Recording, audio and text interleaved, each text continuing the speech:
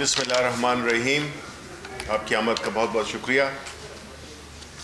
जैसे कि आप जानते हैं कि कुछ ही हफ्तों में सेनेट ऑफ पाकिस्तान के इलेक्शंस होने वाले हैं और ये वो इदारा है जो कि आपका फेडरेशन का एक पहचान है, हाउस ऑफ फेडरेशन है, जिसमें कि तमाम सूबों से लोग बराबरी की सतह पर आते हैं और इस इदारे की जो साख है वो पार्लियामेंट्री डेमोक्रेसी में बहुत ही अहमियत रखती है, एक प्रीमियर इदारे की हैसियत रखती है।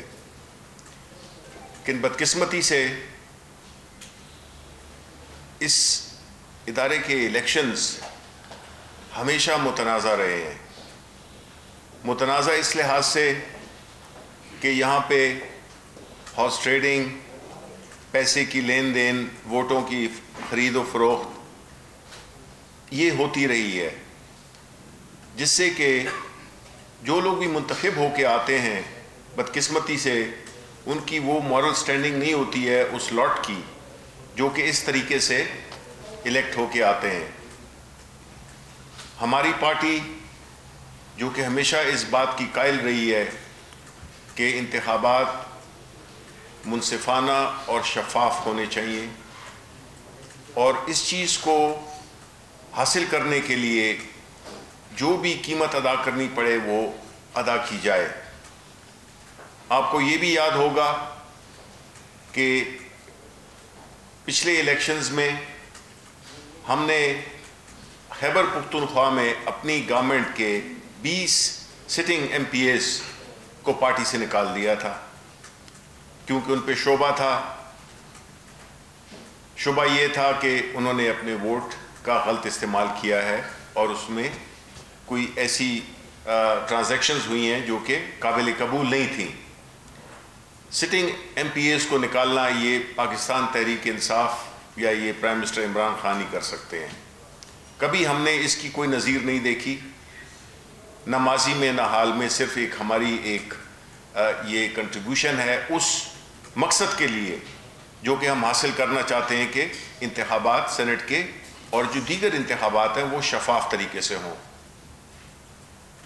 अब ये इलेक्शंस जो कि आने वाले हैं, हमारी कोशिश है कि ये भी आज़ाद तरीके से हों और उसके लिए जो भी हमें कानूनी तौर पे जो भी हमें हमसे जो लवाज़मात उसकी पूरी करने के लिए, इस मकसद को हासिल करने के लिए करनी पड़े वो हम कर रहे हैं। प्राइम मिनिस्टर साहब इस बात पे बहुत ज़ोर दे रहे हैं कि ये कम अज़ कम हम अपनी तरफ से इस पूरी कोशिश अमलन और कानूनन जो भी हमसे हो सकता है हम वो करें ताकि ये मकसद हासिल हो सके। अपोजिशन पार्टीज़ के लिए भी ये एक मौका है कि वो इस मकसद को कामयाब बनाएं। गो कि मुझे नहीं लगता ना उन्होंने पहले किया है ना आप करेंगे, लेकिन उम्मीद रखते हैं हम, गो कि उनके अपने चार्टर ऑफ डेमोक्रेसी अगर वो उसकी कोई हैसियत है उसमें भी उन्होंने ये कमिट किया था। मेरा ख्याल है पॉइंट नंबर 22 था जिसमें कि उन्होंने भी इस बात का वो किया था। लेकिन अब अमल का वक्त है, सिर्फ कागजी बातें नहीं। तो इस सिलसिले में मैं चाहूँगा कि बाबर अवान साहब, डॉक्टर बाबर अवान साहब, आपको जो इसकी जो कानूनी जो लवाज़मात हैं उनको पूरा करने के लिए हम क्या कर रहे हैं वो उनसे सुनते हैं। जी बाबर साहब। थैंक यू मिनिस्टर साहब। बिस्मिल्लाहिर्रहमानिर्रहीम। मैं 5 पॉइंट्स हैं जिन पे आपके साथ गुफ्तगू करूँगा। उनमें से पहला ये है कि एक सीरीज़ ऑफ मीटिंग हुई है हमारी प्राइम मिनिस्टर साहब के साथ और बड़ी मेहनत से हमने पाकिस्तान की तारीख़ में पहली दफ़ा आइन के अंदर 3 रिफॉर्म्स लाने के लिए एक आइनी पैकेज तैयार किया है और उन रिफॉर्म्स का मकसद बताने से पहले मैं आपको ये बताऊं कि कुछ इन्फॉर्मेशन भी हमारे पास है कि सेनेट के इलेक्शन के लिए रेट्स निकाले गए हैं और किसने निकाले हैं। मैं सारे इशारे आपके सामने खोल के रखूंगा। जो पाकिस्तान की तारीख में जिस तरह इंफॉर्मेशन मिनिस्टर शिबली फराज साहब ने कहा है कि हाउस ऑफ फेडरेशन को मुतनाज़ा बनाने के लिए हमेशा ज़मीर खरीदे गए और वोट बेचे गए, इसलिए पहली मर्तबा प्राइम मिनिस्टर इमरान खान की हुकूमत और पार्टी की तरफ से हम पाकिस्तान की सारी सियासी अशराफिया जो पार्लियामेंट के अंदर है, खा उनके पास थोड़े वोट हैं या ज़्यादा वोट हैं, ये उन सब के लिए एक टेस्ट केस हम लेके जा रहे हैं। और टेस्ट केस ये है कि सारे लोगों ने हमेशा ये कहा कि इलेक्शन फेयर होना चाहिए, लेकिन 1975 में जो इलेक्शन एक्ट बना उसके बाद से शुरू करके आज तक किसी ने इस इलेक्शन को फेयर करने के लिए कोई आईनी तरमीम या कोई कानून साजी उसकी हिम्मत नहीं की। उसकी वजह यह है कि बैठी हुई गवर्नमेंट को सूट करता है कि अगर गड़बड़ होती है तो पिछले दरवाजे से डिस्ग्रंटल्ड जो दूसरे पार्टी के नाराज लोग हैं उनको खरीद के अपनी सीटों में इजाफा करते हैं लोग। और प्राइम मिनिस्टर ने हमारी एक मीटिंग में अभी जो ताज़ा तरीन आज हुई है उसमें उन्होंने कहा कि मुझे इस बात की कोई परवाह नहीं है कि कोई सीट घटे या बढ़े, मुझे इस बात की परवाह है कि मैंने बीड़ा उठाया हुआ है एहतसाब का, और जो उसका अमली कदम हम उठाने जा रहे हैं वो ये है कि हम एहतसाब के लिए सियासी जमातों को रोड मैप दे रहे हैं। पाकिस्तान की सारी पार्लियामेंट्री जमातों को हम एक रास्ता दे रहे हैं कि आइए इस रास्ते से हम सेनेट के इलेक्शन में हॉर्स ट्रेडिंग को और वोटों की खरीदो फरोख्त को हम रोक सकते हैं।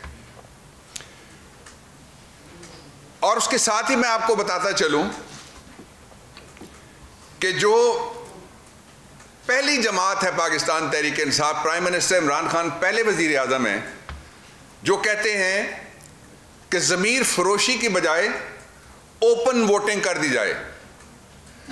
और इसके साथ ही मैं ये भी, जिस तरह फाजिल मिनिस्टर साहब ने आपको इशारा दिया, मेरे पास 16 मई 2006 का ये डॉक्यूमेंट है, और ये डॉक्यूमेंट वो है जिस पे बीबी के और नवाज शरीफ साहब के दस्तखत हैं। ये मैं आपके सामने तकसीम करूंगा थोड़ी देर बाद, और इसका आप अगर आर्टिकल 23 पढ़ें, इसको वो जब ज़रूरत पड़ती है तो एक दूसरे को देने के लिए जो उन्होंने लॉलीपॉप रखा हुआ है उसका नाम उन्होंने उस वक्त चार्टर ऑफ डेमोक्रेसी रखा था। आर्टिकल 23 ये कहता है कि to prevent corruption and floor crossing.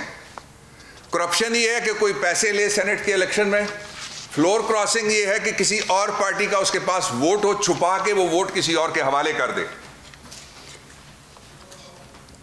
All votes for the Senate and indirect seats will be open identifiable ballots। कि सारे इलेक्शन जो भी इनडायरेक्ट होते हैं, और सेनेट का इलेक्शन आपको पता ही है इनडायरेक्ट होता है, उसको ओपन वोट होना चाहिए, जिसके लिए इस्तिलाह है शो ऑफ हैंड की, और आइडेंटिफाइबल का मतलब यह है कि काबिल शनाख्त वोट होना चाहिए। और चैलेंज और टेस्ट ये है इन सियासी जमातों की जो अपोजिशन में बैठी हुई हैं, उनकी जमहूरियत के साथ वाबस्तगी और करप्शन के जरिए से इलेक्शन जो सेनेट का खराब किया जाता है उसको बचाने के लिए चैलेंज और टेस्ट ये है कि वो किस तरफ लाइन के खड़े होते हैं। जिन लोगों ने पैसा कमाना होगा, आप शनाख्त कर लें चेहरे, इसके बाद वो इस जो मैं आपको बिल दिखाने लगा हूं, हमारी आईनी रिफॉर्म है, उसकी हिमायत नहीं करेंगी वो, इसलिए कि पिछले दरवाजे से उन्होंने कार्रवाई डालनी होगी। और जो लोग आइन के साथ खड़ा होना चाहते हैं, दस्तूर के साथ खड़ा होना चाहते हैं, वफाक के साथ खड़ा होना चाहते हैं, डेमोक्रेसी के साथ खड़ा होना चाहते हैं, उनको हम वेलकम कहेंगे और उनको कहेंगे कि वो इसके लिए वोट डालें। इस आईनी तरमीम के 3 हिस्से हैं। ये बिल है और इस बिल को हम अगले हफ्ते में शुरू में ही पार्लियामेंट में लेके जा रहे हैं। इसका पहला हिस्सा है आइन के आर्टिकल 59(2) में एक तरमीम हम ला रहे हैं। आज तक जो आइन है 1973 का, उसके मुताबिक सिंगल ट्रांसफरेबल वोट का लफ्ज इस्तेमाल हुआ है। सिंगल ट्रांसफरेबल वोट है। हम इस लफ्ज की बजाय ओपन वोट का लफ्ज इस्तेमाल कर रहे हैं। पहली तरमीम जो है वो ये है, मुख्तसर सी। इस तरह से वोटिंग छुपी हुई नहीं रहेगी। कोई हॉर्स ट्रेडिंग और करप्शन, जो चार्टर ऑफ डेमोक्रेसी भी कहता है और सारे नारे लगाते रहते हैं, हमने उन सारे नारों को जमा करके इसको एक कौमी एजेंडा बना दिया है कि आइए दस्तूर में तरमीम करते हैं, ताकि आने वाले सारे ज़मानों के लिए सेनेट ऑफ पाकिस्तान की तौकीर हो। और आप जानते हैं कि अगर वोट खरीदा हुआ हो, आप जानते हैं कि अगर उम्मीदवार ने पैसे लगाए हुए हों, तो वो इलेक्शन ना ट्रांसपेरेंट होगा, ना फ्री होगा और ना करप्शन फ्री होगा, बल्कि वो मैसेज होगा पाकिस्तान के दूसरे इदारों के लिए कि करप्शन किया करो, बल्कि वो दूसरे पाकिस्तान के सारे इदारे जिनको हम कहते रहते हैं कि पार्लियामेंट सबसे सुप्रीम है, उनके लिए पैगाम होगा कि करप्शन की इजाजत है और पैसे पिछले दरवाजे से मिले तो ना करना। इसका रास्ता बंद कर रहा है इमरान खान। इसका जो दूसरा हिस्सा है वो हम आइन के आर्टिकल 63, जिसमें लिखा हुआ है डिस्क्वालिफिकेशंस क्या क्या होती हैं, उसमें पैराग्राफ नंबर 1 का ज़ैली पैरा है C, उसको हम अमेंड कर रहे हैं 63(1)(c) को। और अमेंडमेंट क्या है? ये अमेंडमेंट वो वादा है जो उन पाकिस्तानियों के साथ किया गया है जो बैरूने मुल्क मुकीम पाकिस्तानी हैं। 7 समंदर पार वो मेहनत करते हैं, उस मेहनत की कमाई पाकिस्तान के खजाने का सबसे बड़ा असासा है, लेकिन आज तक किसी ने उनके लिए कुछ नहीं किया। इमरान खान की ज़ाती हिदायत के ऊपर और उनकी ज़ाती तवज्जो और उनकी ज़ाती कोशिशों से आज हम आपके सामने वो रोड मैप रखने लगे हैं। सिर्फ एक आर्टिकल में तरमीम करके इसके ज़रिए से पाकिस्तान के अंदर सारे के सारे बैरूने मुल्क मुकीम पाकिस्तानी ड्यूल नेशनलिटी के बावजूद इलेक्शन लड़ सकते हैं। तरमीम ये है, पहले ये लिखा हुआ था कि अगर किसी के पास दोहरी शहरियत हो किसी फॉरेन स्टेट की, तो वो इलेक्शन नहीं लड़ सकता, वो नाअहल है। हमने तरमीम ये की है कि जिसके पास दोहरी शहरियत होगी वो इलेक्शन लड़ेगा, लेकिन अपना ओहदा MPA बने, सेनेटर बने, MNA बने, जब वो बन जाएगा तो ओहदे की असल उम्र उस वक्त शुरू होती है when he enters upon the oath through the constitution। जब वो दाखिल होता है इस ओहदे में, तो पहली शर्त और आखिरी शर्त और वाहिद शर्त ये होती है कि वो हल्फ लेगा। हल्फ लेने से पहले वो हतमी प्रूफ, कोई लेटर नहीं कि मैंने जो शहरियत है उसको रिनाउंस कर दिया है, वो मैंने छोड़ दी है शहरियत और तर्क कर दी है जो बैरूने मुल्क शहरियत है। अगर वो इलेक्शन हार जाता है तो फिर उसके लिए ये शर्त लागू नहीं होगी। इलेक्शन लड़ने के लिए हम बैरूने मुल्क मुकीम पाकिस्तानियों को इजाज़त दिलवाने के लिए ये आईनी तरमीम ला रहे हैं। मैं इस मौके पे इमरान खान साहब की तरफ से और उनकी हुकूमत की तरफ से मैं मुबारकबाद देना चाहता हूँ, जो सारी दुनिया के बैरूने मुल्क मुकीम पाकिस्तानी है, कि उनके लिए इस तरमीम के ज़रिए से हुकूमत रास्ता खोलने के लिए अगले हफ्ते पार्लियामेंट के अंदर जा रही है। जो तीसरी अमेंडमेंट है वो आइन के आर्टिकल 226 में है, जिसमें लिखा हुआ है कि वज़ीर आज़म और फलां फलां ओहदे उनका इलेक्शन ओपन होगा। हमने उसी लाइन में सिर्फ सेनेट का लफ्ज डाला है, जिसका मतलब ये हुआ कि उन ओहदों के साथ साथ ये आर्टिकल 226 है, जिसमें सेनेट का इलेक्शन भी ओपन और आइडेंटिफाइबल वोट के जरिए से हो सकेगा। मैं 2 इत्तलात आपके साथ शेयर करना चाहता हूं। कुछ लोग कहते हैं कि ये हुकूमत सब कुछ बता देती है, इमरान खान सब कुछ खोल के रख देते हैं। हम मुट्ठी में गुड़ बंद करके तोड़ने के कायल नहीं हैं कि किसी को पता नहीं लगा कि क्या हुआ है। मैं 2 मिसालें आपको देता हूं, और वही ताजिर आज फिर रेट लगा रहे हैं। पहले उनका रुख 2 छोटे सूबों की तरफ होता था, तीसरे में होता था, और अब उन्होंने पंजाब में भी रेट्स निकालने शुरू किए हैं। पहली दफा ये हो रहा है। इसका रास्ता रोकने के लिए एक ही तरीका है। पहला तरीका वो था जो हम रेफरेंस लेके गए सुप्रीम कोर्ट ऑफ पाकिस्तान में, और कई लोगों ने इतराज किया, उनमें से अक्सरियत अब इसमें पहचानी जाएगी। मैं उनके बारे में कुछ नहीं कहना चाहता कबल अज़ वक्त। इसमें पहचानी जाएगी जब वो इसके साथ खड़े हैं तरमीम के, या तरमीम के मुखालिफ खड़े हैं। ये पहचाने जाएंगे जो कहते हैं कि सुप्रीम कोर्ट की बजाय पार्लियामेंट फैसला करे। आइए हम पार्लियामेंट में जा रहे हैं, आइए फैसला करें, आइए आप कौम के साथ खड़े हो जाएं, बैरून मुल्क मुकीम पाकिस्तानियों के साथ खड़े हो जाएं, पाकिस्तान के 1973 के दस्तूर के साथ खड़े हो जाएं। और हो क्या रहा है, 2 मिसालें मैं आपको देता हूं। जो पिछला इलेक्शन था, जिसका अभी आपको इंफॉर्मेशन मिनिस्टर साहब ने बताया कि पाकिस्तान तहरीक इंसाफ ने मुल्क की तारीख में पहली दफा अपने 20 MPAs को निकाल दिया। अक्सरियत थी हमारे पास वहां जो सिर्फ 3 MPAs की, वो भी कोएलिशन को मिला के। इसके बावजूद गवर्नमेंट टूटने की इमरान खान ने परवाह नहीं की। और वहां पे पिछले इलेक्शन में, सेनेट के पिछले इलेक्शन में आपने देखा एक पार्टी के पास जितने वोट थे उतने उनके सेनेटर आ गए। तो बाकी जमीर खरीदे गए ना, बाकी तो फिर कोई पैसा था ऐसा जो नाजायज था, काला धन था, वो लगाया गया। एक मिसाल वो। दूसरी मिसाल मैं आपको देता हूं कि खुल के एक पार्टी ने यह कहा कि हम तुम्हारी, दूसरी पार्टी को, दोनों PDM में, कि हम तुम्हारी गवर्नमेंट तोड़ के तुम्हें दिखाएंगे बलूचिस्तान में। और गवर्नमेंट टूटी फिर बलूचिस्तान में। वो किसी बद्दुआ के नतीजे में हुकूमतें नहीं जाया करती, या आइन के जरिए से जाती हैं, नो कॉन्फिडेंस के जरिए से, और या फिर अगर किसी के पास अक्सरियत नहीं है और दूसरे मेंबर साथ लगते हैं तो उसका एक ही मतलब होता है, अदर देन दी कोएलिशन, अगर साथ लगें। तो इसलिए इसका रास्ता रोकने के लिए भी मैंने ये आपके सामने इंफॉर्मेशन शेयर की है।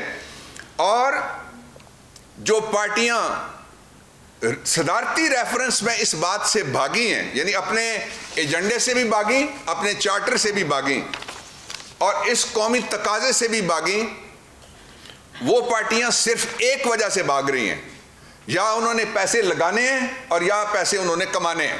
कोई दूसरी वजह नहीं हो सकती। तो इसलिए मैं आखिर में ये कहना चाहता हूं, द 5th पॉइंट, कि हमें इस बात से कोई गर्ज नहीं है कि हमारे पास किस ऐवान में अक्सरियत है और किस जगह 2/3 मेजॉरिटी है या मेजॉरिटी नहीं है। इस बात से कोई इमरान खान को गरज नहीं है। हमें इस बात से गरज है कि जिस तरह वो सूत की अट्टी लेकर जाने वाली बुढ़िया आज भी हजरत यूसुफ के खरीदारों में बाजार मिस्र में याद की जाती है और सारी दुनिया में याद की जाती है, हम एक दुरुस्त तरफ पहला कदम रखना चाहते हैं। सेनेट के इलेक्शन के बाद अक्सरियत आई तो और लॉज को इंशाल्लाह तेज रफ्तारी से अमेंड करेंगे, और जो कौम से लेजिस्लेशन के हवाले से जितने वादे हैं उनको पूरे करेंगे।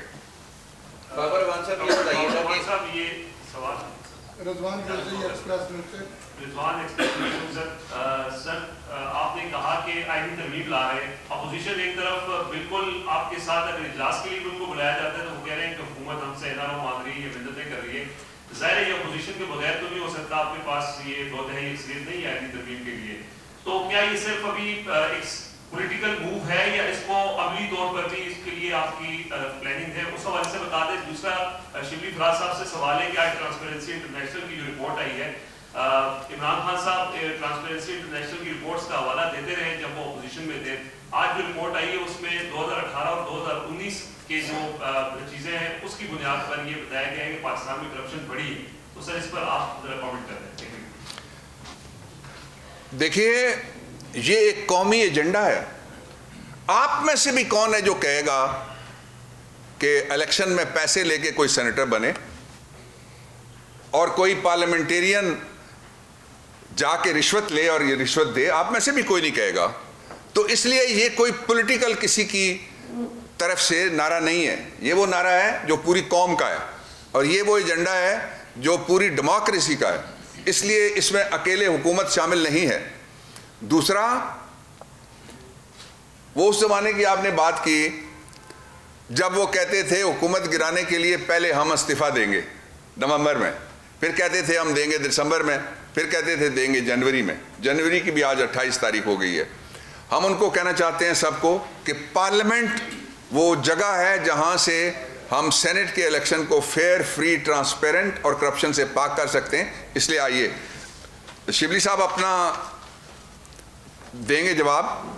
मैं आपको सिर्फ एक इत्तला देना चाहता हूं कि ये जो अभी आई है ट्रांसपेरेंसी की रिपोर्ट, ये नून की करप्शन का एक और सबूत है। आप निकाल लीजिए जरा कि ये किस किस साल की बात कर रही है, और आप ये भी निकाल लीजिए कि 90% उसमें से पब्लिश शुदा मटेरियल है।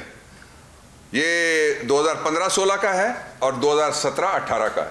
और किसी जगह आप देखिए कि इमरान खान की हुकूमत या PTI का नाम आया किसी जगह? Answer will be no. Sir ये फरमाइएगा बाबर साहब, जो आप तरामीम करवाने जा रहे हैं सर, उसमें जो आप कह रहे हैं कि इलेक्शन लड़ने के बाद ओथ से पहले अपनी नेशनलिटी सरेंडर करनी पड़ेगी, इसकी इम्प्लीमेंटेशन जो है वो प्रीवियस डेट से होगी या उस डेट से होगी जिस डेट से पास करवाएंगे? नंबर 2, आप जो ट्रांसपेरेंसी इंटरनेशनल के ईयर्स की बात कर रहे हैं, तो क्या गवर्नमेंट इसके ऊपर के उन्होंने कहा करप्शन में रेट इंक्रीज हुए हैं, उसके ऊपर ट्रांसपेरेंसी इंटरनेशनल को जवाब दे करेगी कोर्ट ऑफ लॉ? मैंने उसको आपको बता दिया खुल के कि ये उनकी जो पिछली हुकूमत थी उनके दौर के बारे में है। और दूसरा ये है कि अभी तक ये चूँकि कानून मौजूद नहीं है और किसी जगह के ऊपर कोई दूसरा रास्ता भी नहीं खुल सकता, इसलिए ये इस इलेक्शन से आने वाले जो इलेक्शन है, अगर ये आईनी तरमीम हम करा लेते हैं तो आने वाले जो इलेक्शन है सेनेट के, इनसे ये शुरू हो जाएगी और मौसर हो जाएगी। सेनेट के इलेक्शन में भी कोई ड्यूल नेशनलिटी वाले जो साहब हैं वो इलेक्शन हिस्सा ले सकेंगे। सर 2 सवाल हैं। एक तो ये बता दें कि आपको इतनी जल्दी क्या आपको अपने अरकान पर लगता है बाद में जो पोजीशन भी कह रही है कि अपने अरकान बिकने के लिए तैयार बैठे? दूसरा सवाल मेरा आपसे बताने में, एक आपने मिसाल जमहूरियत पे कहा कि लाली पाप था, आप मिसाल जमहूरियत का हिस्सा भी रहे, उस वक्त के अखबारात उठाने आपने भरपूर हिमायत की, मैं तो मुमकना था उसमें। फिर ब्राडशीट का मामला आता है तो 2009-10 में जब आप वज़ीर कानून थे, जब नैब को आपने अपने अंडर लिया, तो इस तमाम मामला में उस वक्त सेटलमेंट हुई थी आपकी इस बात के, तो आज आपकी शर्मिंदा 2 मामला पर कि आप उसका दोनों बातें वाकयाती तौर पे गलत हैं, वाकयाती तौर पे। You can correct it. Sir आप इधर से सर दूसरा सवाल का तो बता दें, आपके अपने लोग मिसाके जमहूरियत पे मैंने पढ़ के बताया कि इस बात पे इत्तफाक राय हुआ है कि ओपन और आइडेंटिफाइबल वोट होना चाहिए। जी जी सर, जी मदर इकबाल साहब पब्लिक टीवी से। सर मेरा 2 पार्ट क्वेश्चन है। एक तो सर जब आपने अपनी गुफ्तगू शुरू की तो हम काम कर रहे थे, मेरे से बहुत से लोगों ने सर टारगेट पर देखा, आपने कहा कि सेनेट की सीट का रेट निकाला गया है। वो रेट का वो फिगर अगर आप बताना चाहिए, आपके मालूमात के मुताबिक लोगों की दिलचस्पी होगी शायद। अच्छा, दूसरा सर आपने खुद कहा कि इस बात से कतई नजर कि आपकी किस अवाम की अक्सरियत है या नहीं है, कौमी असम्बली में तो आप मैनेज करने की पोजीशन में हैं, लेकिन अददी एतबार से सेनेट में आपकी अक्सरियत नहीं है सर। और अगर रेट भी निकल आया है तो आप किस तरह से इस हॉर्स ट्रेडिंग को रोकेंगे? देखिए, हॉर्स ट्रेडिंग को रोकने का एक ही तरीका है जो मैंने बताया है कि आईन के अंदर तरमीम के लिए अपोजिशन और सारी पार्टियां एक कौमी एजेंडा समझ के इकट्ठी खड़ी हो जाएं, एक। और अगर नहीं होगा तो फिर जो पाकिस्तान तहरीक इंसाफ है और उसके एलाइज हैं वो इकट्ठे इलेक्शन लड़ेंगे। जी। और रेट सर, जो रेट आपने बताया था बाबर रहमान साहब, रेट मैंने खबर बताई। अच्छा बाबर रहमान साहब, ये बताइएगा कि आपने कहा कि ये आईनी तरमीम मंजूर होने की सूरत में सेनेट का इंतखाब भी दोहरी शरीयत के हामिल पाकिस्तान लड़ सकेंगे। क्या बताना पसंद करेंगे कि इस वक्त पाकिस्तान तहरीक इंसाफ को सेनेट इंतखाब में हिस्सा लेने के लिए दोहरी शरीयत के हामिल कितने लोगों ने अप्लाई किया है? और दूसरी बात ये कि इस आईनी तरमीम के लिए यकीनन आपको अपोजिशन के तामुन की ज़रूरत है। क्या वज़ीर आज़म पाकिस्तान इस सिलसिले में कायदे के खिलाफ शहबाज शरीफ और दीगर अपोजिशन रहनुमाओं से बात करना पसंद करेंगे? अपोजिशन से बात करने के लिए जो टीम है पार्लियामेंट्री, मैं उसका हिस्सा हूँ, इसलिए अपोजिशन से बात ये इजलास शुरू होने से पहले भी हुई है, और जो इजलास शुरू होता है आपको याद है 3 हफ्ते हो गए सेनेट चला रहे हैं, उससे भी पहले हुई है। लेकिन ये फौरन तय हो गया है, प्राइम मिनिस्टर इमरान खान ने कहा है कि पार्लियामेंट के अंदर ही बात होगी, नंबर 1। और दूसरा ये है कि मेरी उम्मीद है कि बहुत सारे ऐसे लोग जो सियासी जमातों से वाबस्ता हैं और दुनिया के मुख्तलिफ इलाकों में रहते हैं, वो इलेक्शन में दिलचस्पी लेंगे, वो टिकट मांगेंगे। जी डॉक्टर साहब, मेरा आपसे सवाल ये है, आपने एक तो पाकिस्तानी डायस्पोरा को इतनी बड़ी खुशखबरी दी है, लेकिन साथ में जो एक शर्त रख दी है, क्या हम इसको कह सकते हैं कि ये मशरूत इजाजत होगी?